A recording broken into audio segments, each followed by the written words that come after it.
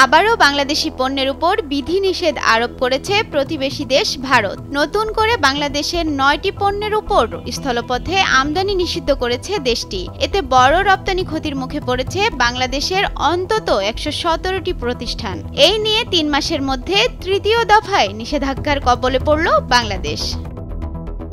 গত ২৭ জুন এক বিজ্ঞপ্তির মাধ্যমে ভারত জানায়, বাংলাদেশ থেকে ফ্লাক্স সুতা, কাঁচা পাট সুতা, লিনেন কাপড় সহ ৯ ধরনের পণ্য আর স্থলপথে আমদানি করা হবে না। তবে এই সব পণ্য রপ্তানির জন্য সমুদ্রপথে মুম্বাইয়ের নভোসেবা বন্দর খোলা রেখেছে দেশটি। কিন্তু এই পথে মোট রপ্তানির মাত্র ১% পণ্য রপ্তানি করে বাংলাদেশ। অর্থাৎ স্থলপথ বন্ধ হয়, কার্যত রপ্তানির প্রধান প্রবেশদ্বার বন্ধ হয়ে গেল। প্রতিবেশী দেশের নতুন এই নিষেধাজ্ঞা ইতিমধ্যে রপ্তানিকারকদের মধ্যে গভীর উদ্বেগ তৈরি করেছে। জাতীয় রাজস্ব বোর্ড বলছে, বর্তমানে প্রায় ১১৭টি রপ্তানিকারক প্রতিষ্ঠান ভারতের স্থলপথ ব্যবহার করে নিয়মিত পণ্য পাঠায়। গত অর্থবছরে এসব পণ্যের রপ্তানির পরিমাণ ছিল $৬৬ কোটি, যার মধ্যে প্রায় ২৩% অর্থাৎ $১৫ কোটি রপ্তানি হয়েছে ভারতেই। ফলে নতুন নিষেধাজ্ঞায় এ খাতের একটি বড় অংশ হুমকির মুখে পড়েছে।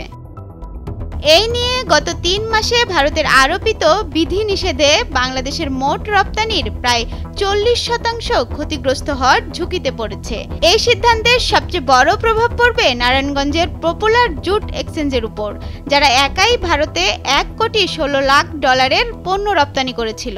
তালিকায় দ্বিতীয় অবস্থানে রয়েছে বাণিজ্য উপদেষ্টা শেখ বশির উদ্দিনের জনতা জুট মিলস। প্রতিষ্ঠানটি ভারতে $১,৩০,০০,০০০ পণ্য রপ্তানি করেছে, যা তাদের মোট রপ্তানির ১৩%। যদিও সমুদ্রপথে আমদানির সুযোগ রেখেছে ভারত, কিন্তু তাতে বাস্তবতা খুবই সীমিত। একদিকে পরিবহন খরচ বেড়ে যাবে, অন্যদিকে মুম্বাই থেকে পশ্চিমবঙ্গে পণ্য পাঠাতে লজিস্টিক কাঠামোর অভাব, সময় ও খরচ সব মিলিয়ে কার্যত অকার্যকর হয়ে দাঁড়াবে এই বিকল্প পথ। বিশেষজ্ঞ ও ব্যবসায়ী নেতারা বলছেন, এই সিদ্ধান্ত এক ধরনের অঘোষিত বাণিজ্য প্রতিরোধ, যার পিছনে ভারতের রাজনৈতিক উদ্দেশ্য কাজ করছে। ইতোমধ্যে আগামী ৩০ জুন জরুরি বৈঠক ডেকেছে বিজেএসএ, যেখানে পাট পণ্য রপ্তানিতে প্রকৃত ক্ষয়ক্ষতির হিসাব তুলে ধরা হবে। এ বিষয়ে সরকারের হস্তক্ষেপ দরকার বলে মনে করছেন ব্যবসায়ী নেতারা।